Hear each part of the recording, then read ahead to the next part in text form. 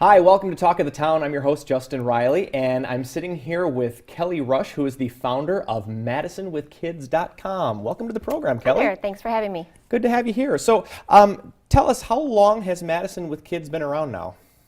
Well, in 2008, while I was raising at the time, a preschooler, a toddler, and a newborn, I developed a quarterly newsletter and website called Preschool Life. And after several issues distributing that around Dane County and listing events and activities, in 2011 I launched Madison with Kids, which at that time was an annual magazine. And so I eventually consolidated both the publications and websites. Very cool. And who is your target audience? Who benefits from using the website?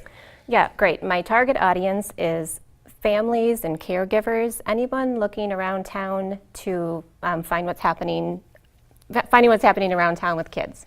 Sure. And what resources or information will a person regularly find on the website?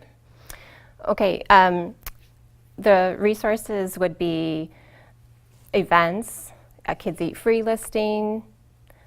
I have a directory. The directory is an alphabetical listing of businesses and organizations that offer anything from arts and crafts, swimming lessons, dance lessons, birthday party venues, libraries, and story time. So anything really family friendly or kids classes. So it's a pretty valuable resource for those who have those of us in Madison who have kids and want to find something to do with their kids and that kind of thing. Right, promoting family fun. Yeah, absolutely.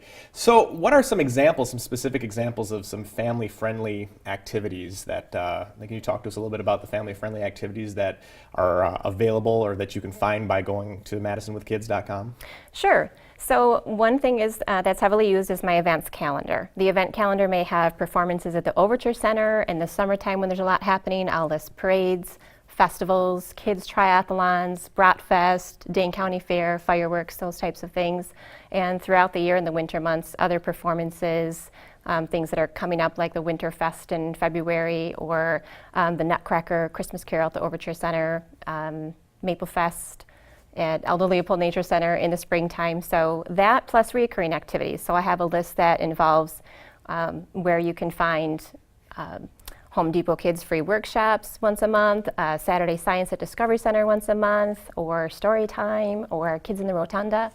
So mainly it's events, the major community-wide events, and then other activities. So you can find arts and crafts or things that are happening regular times throughout the week or open gym schedules. That's so cool because, my wife, I have two kids myself, and my wife often finds herself when she stays with the kids wondering, what to do. If she doesn't have any errands to run or something like that, she's often wondering what to do. So this would be a great place for her to go to find some things to do with the kids that are, family friendly. I provide a lot of information and make it really user friendly and really practical. So my goal is to make sure that it meets a diverse range of interests and locations all over Dane County. Very cool. So I'm just curious, how do you go about finding all of these? Because there's so many different resources on your website. How do you go about finding some of those? That's a question I get asked a lot. And the backstory is that I was born and raised here, and there are things that I even remember from my childhood doing. So there are just traditional events around town and things that I did as a kid. And so when I started this, there was just some things I knew, plus having 3 kids myself.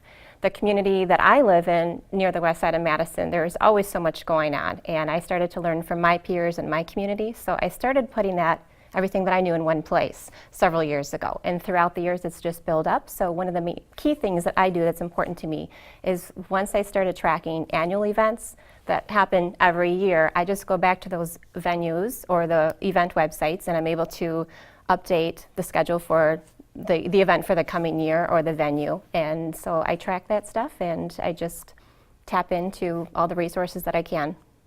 So once it gets on your radar, it just kind of stays there as long as as long as it happens year after year. That's something that keeps right. The annual ones are easy or somewhat easy. And then the other things, I just think of venues, event organizers, businesses, organizations, and I just check with them and reach out to them to find out what's going on. Awesome. We just have a few seconds left, but I know that you've mentioned that you're a mother of 3. How has doing this benefited your family? Well, that's really important. Something that I really learned a little bit later than I wish, I admit, is getting out of the 4 walls of my house and the daily grind. I just really found a sense of joy when I was out with my family doing something, whether it's going to the beach or going to the circus or going to a parade. And that's helped me to just know what's happening and have things on hand to carve out time and do things as a family. Awesome.